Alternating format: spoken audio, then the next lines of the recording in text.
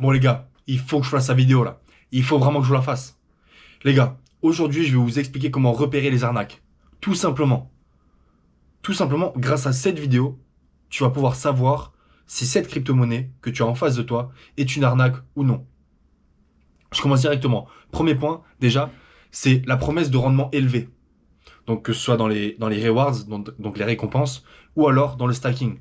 Les gars, si vous voyez que dans le stacking, il y a, je sais pas, 150, 200, 500, 1000% de rewards, de récompenses, les gars, c'est qu'il y a un truc bizarre. C'est qu'il y a vraiment quelque chose de chelou. Donc allez voir le tokenomics, allez voir l'économie du jeton. Et ensuite revenez me voir. Mais en tout cas, s'il y a des rendements hyper élevés, c'est qu'il y a une couille dans le potage. D'accord? Déjà, je commence directement par ça. Faites très attention sur le projet. Stacking, les rewards sont énormes. Méfiez-vous grandement. Ensuite, deuxième point, c'est la pression d'investir. C'est-à-dire que lorsque tu arrives par exemple sur le site de la crypto-monnaie en question, il y a directement un bouton acheter, buy token, etc. Tac, tac, tout est hyper rapide. Encore une fois, c'est un peu bizarre. C'est-à-dire que leur priorité à eux, lorsque tu arrives sur le site de la crypto-monnaie, c'est de te faire acheter la crypto. Enfin, ou en tout cas, c'est de directement te mettre le bouton buy, je sais pas, buy une token. Encore une fois, les gars, méfiez-vous. C'est extrêmement bizarre de faire ça, en tout cas. C'est-à-dire, tu arrives sur le site, boum, achetez ça. Les gars, pour moi, c'est encore une fois un red flag.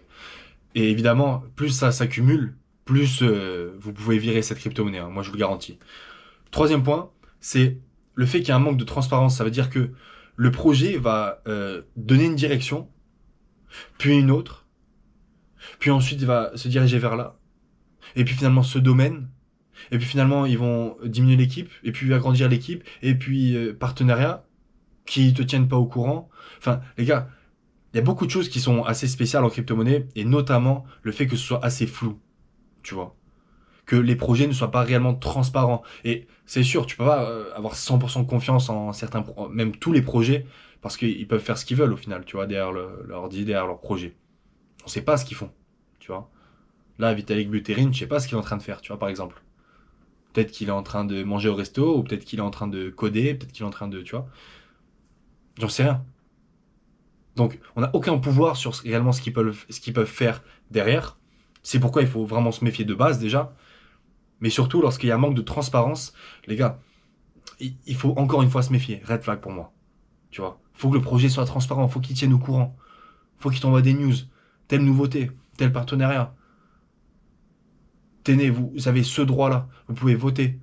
Le droit de vote aussi, c'est extrêmement important. Lorsque tu peux voter pour la direction que prend le projet, extrêmement important. C'est plus côté DAO, ça. Mais en tout cas, s'il y a pas beaucoup de transparence, qu'ils sont assez discrets. Après, ça peut. Par exemple, le Bitcoin, aussi, il est assez discret, tu vois. Enfin, je veux dire, il a toujours été hyper discret. Je veux dire, dans l'ADR, on sait pas, tu vois. Mais en tout cas, dans son fonctionnement, en tout cas, comme il a été créé, c'est beaucoup plus rassurant que tous les nouveaux projets, là, tu vois, qui arrivent et qui sont justement pas transparents. Plus le temps avance, plus les projets sont censés devenir un peu plus transparents avec leur communauté, tu vois. Il y a eu tellement de scams, tellement de problèmes qui sont normalement censés l'être. Mais en tout cas, voilà. S'il y a un manque de transparence, bizarre.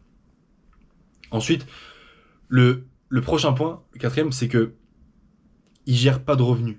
Enfin, c'est-à-dire le modèle d'affaires, il est un peu flou, tu vois. Les gars, pour qu'un projet monte, logiquement, c'est que il faut qu'il génère de l'argent. Évidemment que, tu vois, tu vas me dire, ouais, mais Raph, tu sais, les billots, mais Raph, les mêmes coins. Ouais, mais les mêmes coins, d'accord, c'est uniquement spéculatif, tu vois. Mais en général, un projet qui génère de l'argent, qui génère pas mal de revenus, forcément, il va avoir son action montée.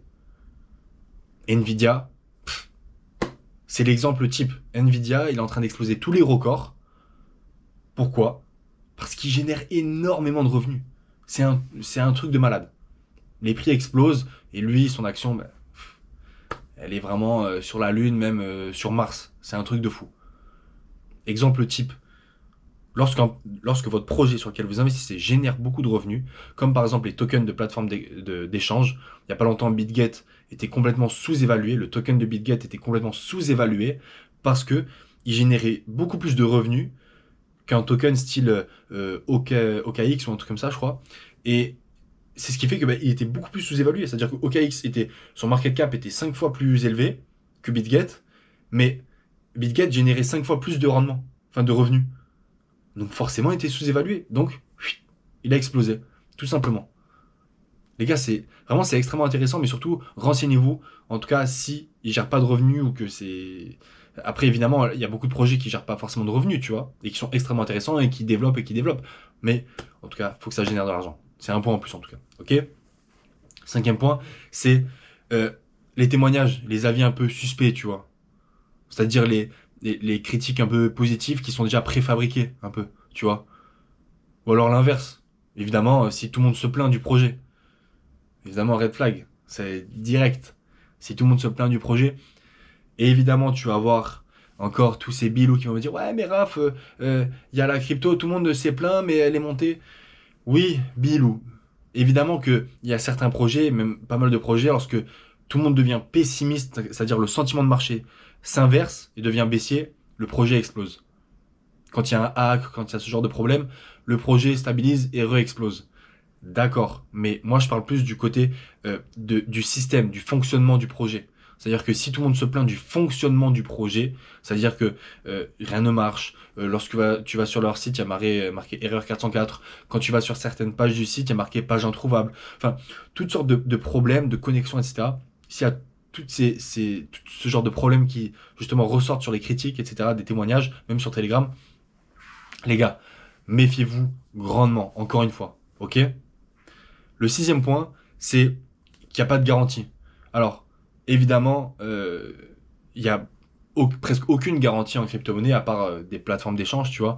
Mais ce que je veux dire, c'est que il n'y a pas réellement de protection, tu vois. Ils sont pas réellement là à te dire, entre guillemets, te rassurer et te dire, voilà, vous avez tant d'argent, l'économie du jeton est comme ça.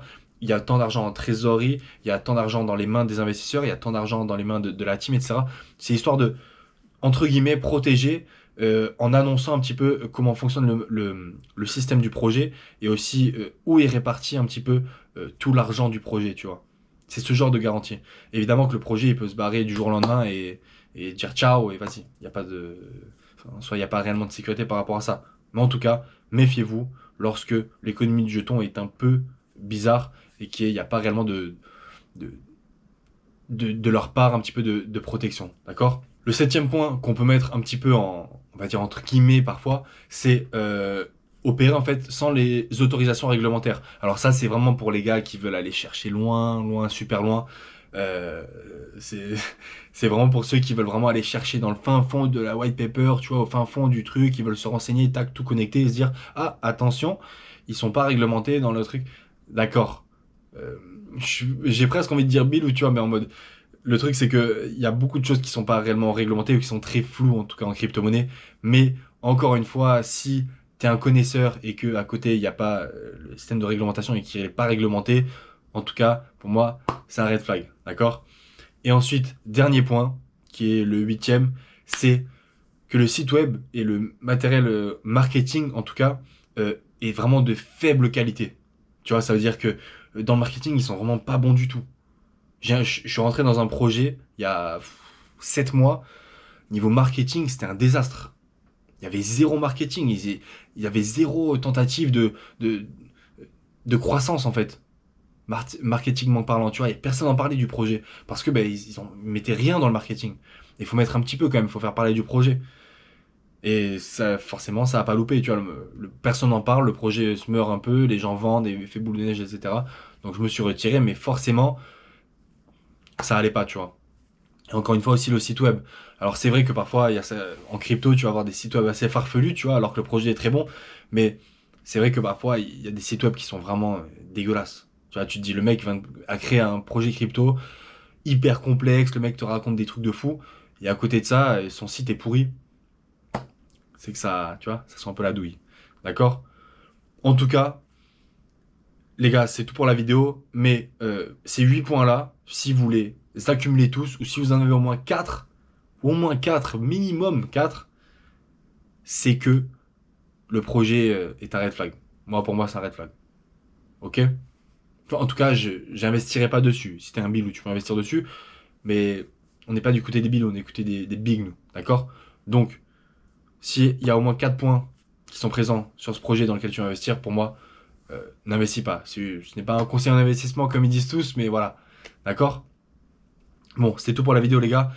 N'hésitez pas à liker, à commenter, à partager, à activer la cloche, à vous abonner et à me suivre sur Patreon pour les questions par mail et les coachings.